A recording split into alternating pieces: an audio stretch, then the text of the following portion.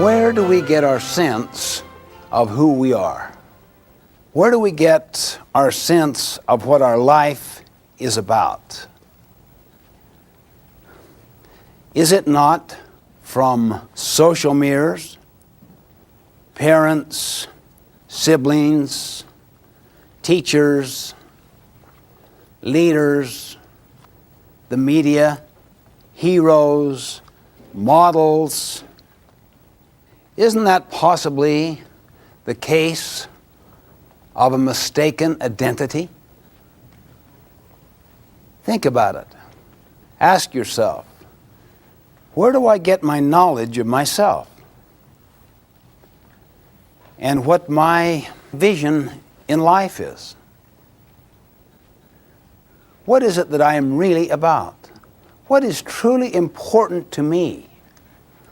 In Habit 2, begin with the end in mind, is a clear and powerful declaration that you are the guardian, the protector of your identity, of your future.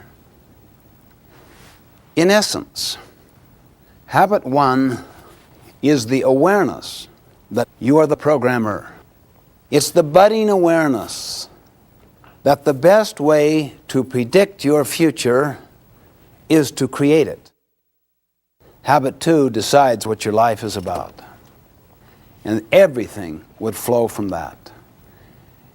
Every decision, large and small, would be a function of that. Not only what your identity is, but what your purpose is. What is your vision of what your life is about? You are the programmer, then write the program. Now, another interesting thing about life is that it is always created twice. Always.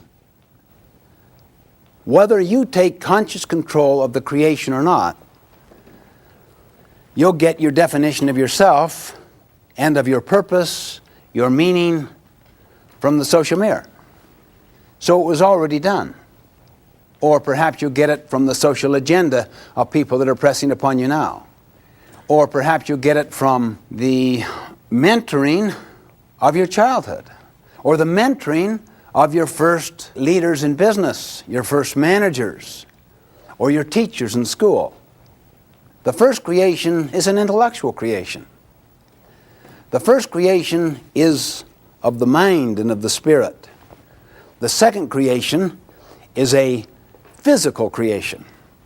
This building that we're in now was created in every detail before the earth was touched.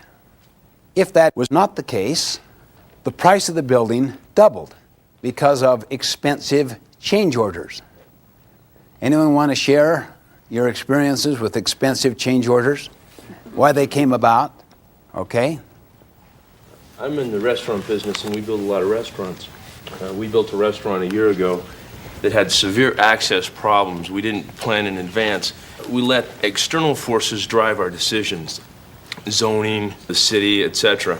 And we've got a situation there where we've got a $600,000 restaurant, nobody can come in or leave.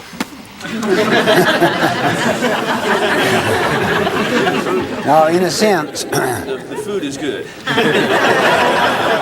Great food, but people just can't get access to it. But really, you can get your mind so focused upon, say, the pressures that you're under, political, civic, community, and get so kind of embroiled in that battle that it starts to dominate your consciousness. And then that begins to shape your whole approach. Now we've gone in and worked with people, and we've taken the time and the planning necessary to make a change, and it's going to cost, $40,000, $50,000 to make that change, but in order to make the return on the restaurant, we've got to do it. I think you can see the applicability of the idea to any field of endeavor, really. I have a friend who's an orthodontist. I have paid his mortgage for the last 25 years. Because all our kids have my teeth and my wife's mouth. Dick, how do you do this? He said, first, I get a clear image of what that mouth should look like when I finish. Every decision is governed by it. Just like the construction person comes right onto the site, the first thing goes to the blueprint. The blueprint is all based on the artistic rendering, what the place should look like, see? How many here have ever done jigsaw puzzles? How useful is it to have the end in mind?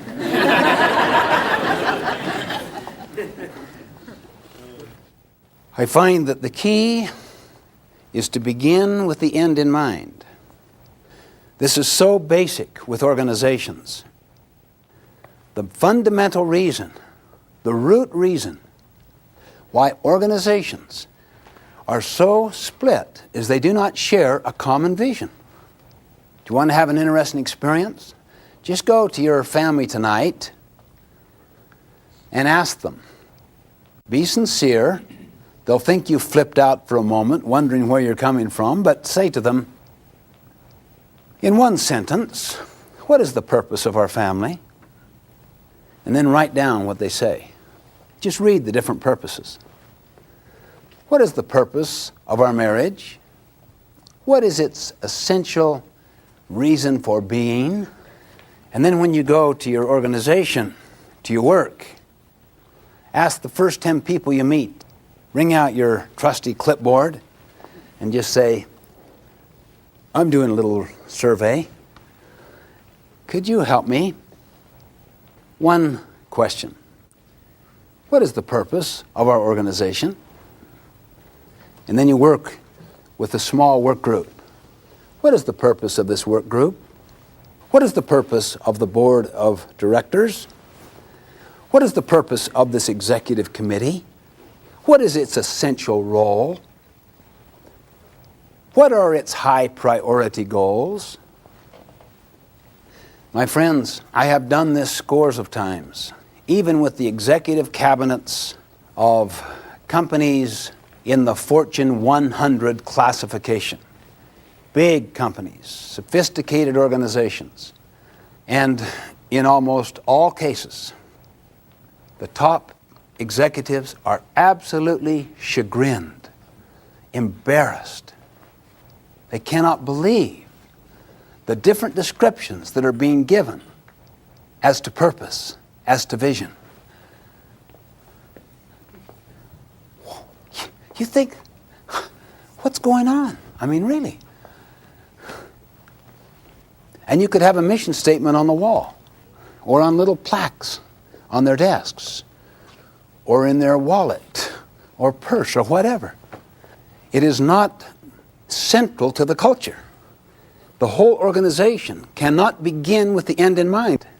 What if everybody participated in the use of their proactive capacity to create that vision and to participate in it and to create it over a period of time to where they really feel it? That is our vision. We share it together. To begin with the end in mind is the most important decision. And you know, this applies to every field of human endeavor.